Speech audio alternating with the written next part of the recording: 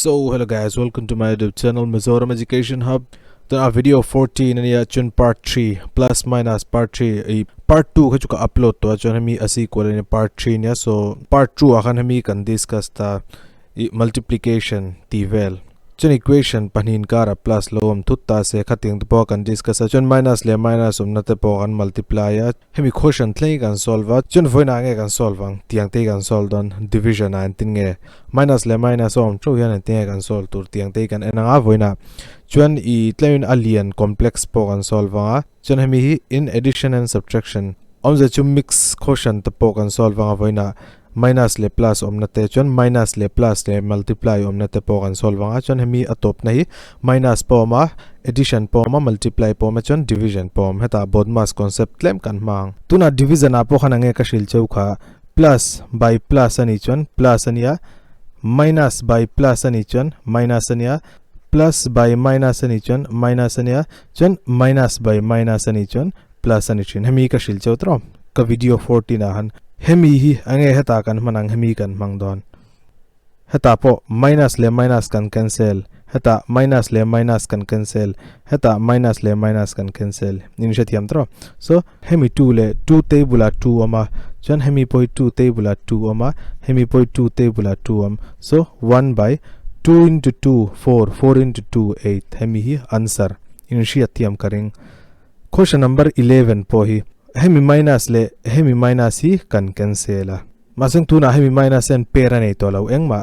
chumi wangchon kan answer hi minus aron chuak don tuna hemi kan chokang 2 le 2 kan cancel 4 le 4 kan cancel ange bang 18 by 4 banga hemi hi 2 table oma 2 9 zar chon hemi hi 2 table oma 2 2 so kan final answer chu minus 9 by 2 olla thank you all lom tu tuna concept atira in shi athiam chen mo question entina hemi question itro mitam taktan hemi question ni ahar lutuk mai thei he avan lian em anchu entie gan tiang le tiang te an ngei tu athina ma seng chu tiang in ngei tu aturan lawa in ti tur ka shilang cheu en ruo ka shilang cheu thadawen uluk doin lo anula minus achunga oma minus anwayam abau kan cancela minus achunga oma minus anwayam kan cancel minus achunga oma heta po minus om kan cancel theile lamle la pom chono maseng multiplication vek om turani chon hemi minus le hemi minus kan cancela chon hemi minus le hemi minus kan cancel eng mom to lo minus om zia chuange kan answer hi positive aron chuak don inshetiya all zia hemo eng ma boy pu ngai to lo I sign value chu tuna a numerical value hi aju a number hi kan cancel anga chon answer zon chuak an tumang tuna hemi true hian hemi 4 hi kan cancel anga chuan hemi true le hemi 4 hi true in kan cancel anga chuan hemi 3 hi 3 table 18 mm yes 3 6 zar chuan hemi 6 le hemi 6 hi kan cancel chuan 4 table 16 oma yes 4 4s are 16 ya chuan achunga mi 4 le anwai mi 4 hi kan cancel hemi 256 hi hetilai mi 2 nen kan cancel anga so 128 ani dona chuan hemi 2 hi kan cancel lenga 2 in so 64 ani dona tuna nwaya 4 cheu bang to chuan achunga 64 banga 64 hi 4 in kan divide anga enzat 4 engzat zar nge 64 ti chon 4 16 zar 64 hemi kan answer chon sign chu positive ania ti hian nimaila har lau tiang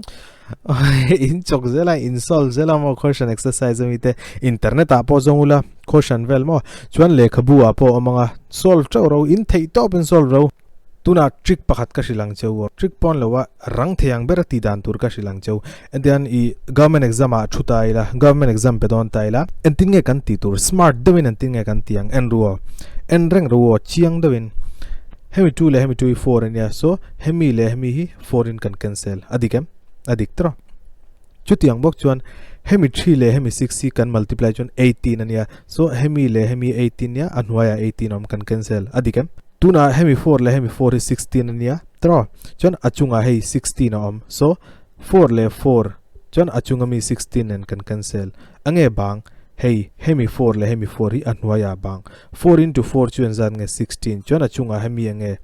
256 tro so 16 square and 256 so 16 into 16 chu 256 and ange kan answer 16 hemi kan answer tihian government exam a choktur rangda winti tur chon sai na chon kan buai ngai lo shim hemi le hemi kan cancela hemi le hemi kan cancela hemi le hemi kan cancela hemi le hemi kan cancela chon hemi le hemi engma bang lo plus 16 hi kan answer khatiang han hemi po hi rangde win sol tumula ka video thil bhat ka shang jo ka khosh ani install don ni han mo ka video in an hian note in siam jon note hi siam pop up lo lamo video hi pause photula chumizwa solve photro rough copy vela solve photula chumizwa in shia thiam lo chon ka video hi entry ro tuna question number 13 minus le minus plus ania minus le minus plus ania minus le minus plus ania chon minus le minus plus kan answer hi positive aron chuak don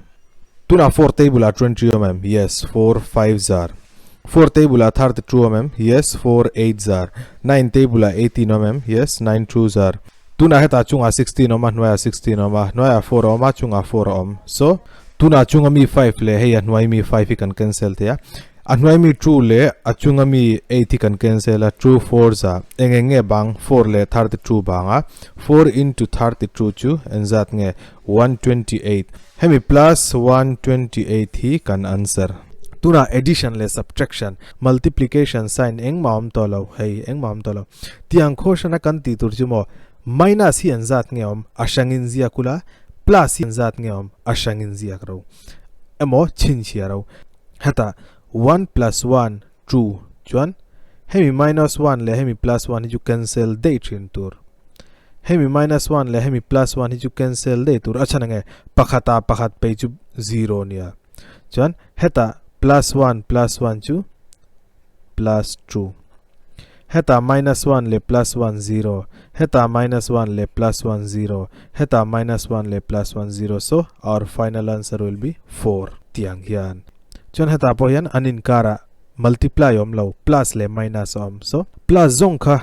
ziak photila so tian kan solvang 1 plus 2 3 ania 3 a pakhat pe 2 kan donga 2 a pathum bel panga a panga pe chu 0 mo hetilai thleng chu 0 kan nei plus hemi plus hi heta ka zianga 2 plus 6 8 8 plus 4 12 minus 5 sompania panga pe chu pasari ania chuan pasari le pasari chu sompali ania sompalia paruk pe chu enzat nge ti chuan pariat chuan pariata panga bel chu sompathum chuan sompathuma pariat pe chu panga a pani bel chu pasari so 0 le pasari chu 7 ni kan answer tunat le min I a difficult vedo kananga hey tiang khosh ni tiang point in solve thei thowa atira plus omzong hi tihian han add vek photula enzat nge pani le pariat som le pariat som pariat le som paruk chu som thum pali ani ta tro chon minus zong hi heta minus ziagula chon minus zong hi tihian belro pasari le som pakwa le pali chu somni pathum le som chu som thum pathum ania so answer 1 hemi chu ange a all sum dewang ange gati ama sabera positive om zong ka kaziak veka chuan minus katia chuan negative om zong khatian kaziak leve chu tiang bok chuan heta poti la positive hemi positive ania hei positive ania hemi poi positive ania hemi poi nia chuan hemi poi nia so positive hoi bel vekang somni panga le somnga chu 75 le 75 chu zale somnga le 35 chu 185 le zani chu 385 ania chuan minus kan tia tuna minus ho hi 35 ania 100 hinia chuan 60 hinia 35 le 100 chu 135 le 60 chu 195 tuna all sum devin equals to enzat nge answer ti chuan hei 385 a 195 pe chu enge 190 zale som ko hi kan answer all engma harlo tuna question number 18 a hian addition oma minus oma chon multiplication pathumom to tuna pathumom to maseng engber nge kan solve masang multiply nge positive nge negative hemi turian chon bodmas concept ka kan mananga yang bodmas in siang mo bodmas hemi zo bodmas ka shildon chewa maseng voina hian tlem a trailer ka mudon chew a trailer om ze chu theraute tlem portion theraute ka mu chewa v B O D M A S ania v chu vernacular manita tro kami khan tian barom trina a plus b chunga baroma chan b chu bracket ania small bracket tite tiang bracket middle bracket le large bracket te oma o hi chu off ania d hi ange division ania division m hi multiplication ania a hi addition ania chan s hi subtraction anita hemi chu next video kan ziranga vbo hi chu maseng tuna kan man tur chu dmas kan mangdon tuna hemi question a hian ange kan solve masak berang multiplication hi kan solve masak berang achan chu ti hian ania hey m addition le subtraction ain m hi ron om masa chumi wang chuan m hi sang jok hemi kan multiply patang 1 le 1 chu 1 hemi chu ti hian zia kilamo ti hian hemi 1 le 1 multiplied by 1 chu 1 ania chuan plus 1 minus heta kan multiply lang 1 into 1 1 ania minus 1 ama khana e ka soika hemi minus 1 le hemi plus 1 hi kan cancela hemi minus 1 le hemi 1 hi kan cancela ange bang hey hemi plus 1 le hemi minus 1 poi kan cancela 0 answer khatiang khan cha heta po hian board mass kan manglenga enge kan solve masak berthin ka multiplication hey multiplication achan chu a le a sin sang jok addition le subtraction ain kan solve masak tur hemi chu angain zia kila 8 into 2 16 ania plus 8 minus heta po hian multiply 4 into 6 chu 24 minus 1 adikam chon nachina ka soidanang khan plus chu mun khata zia kila hemi plus ania hemi plus chon 10 minus omjong hi mun khata 7 le 16 ju 23 le 24 ju 47 chon 47 le 1 ju 48 tihian tuna 10 le 48 a ange lian zok 48 lian so ange engsa nge minus chon 48 a 10 kan subtract ka somthum pariat somli pariat kan ba a cheng som kan rula somthum pariat kan laba so minus a voinatan khoshan to ber le aden ber maseng voinatan ataka juna haul tuk maseng thil bat ka silang chau heta hian board mass a khan board mass heta chon division pom to chu wangin multiplication ain division hi kan da sang zo ka hemita pani kan solve ma saberang chuan chumizwa multiply kan solvang chumizwa addition le chumizwa subtraction tian kan ziak nga 10 minus 15 minus hemi kan solvang 30 divided by 5 chu 6 ania plus 11 plus 25 divided by 5 chu 5 ania chen 5 into 5 25 5 table 25 aoma chen 25 hi 5 in kan divide chen 5 answer ni chen chen multiply 6 plus 20 minus 10 tuna ange kan ti liang addition le subtraction ain multiplication hi asang zo ka le kan ti masaka ngai trin so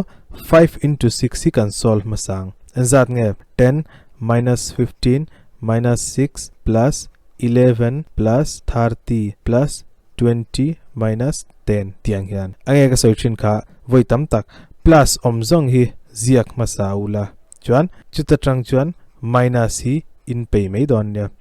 so tuna kan solve menga 10 plus 11 21 plus 30 51 plus 20 71 ania chan minus 15 le 6 21 le 10 31 sari khata train thum khat peilang answer 40 is the answer tuna next question kananang ek khai awan han den awan han turu awan han lawam tiang hi midang inan timei thei mazeng kaini chuan wholesome togin next video nami ka explain a wholesome togin ke man kalo shil chongamo ka youtube channel mi le ka playlist mi te kha video zong ka en vekulamo uluk devin le real ru pedevin enulation kati tak ka promise thei chau guarantee devin ka soi thei exam hi in clear nge ang chichu ka guarantee thei ajan ju question tam takala upload dona ti sang topic dang hei speed time and distance te po I ka start chepa chuan time and work ti te po karon start chepa so chichu ka ngen cheu ni chu ka request chewa I thian te email share te I chung te I unau te po share zelula ka channel le tian anlo share ve zelanga ole voinatan I heti zong hi tiri potila chuan question vel in nei chuan comment section a emo englo ka Instagram mi lo DM ula mi lo zotula kada question te kan discuss ang answer zon chua te kan tu mga oleni thank you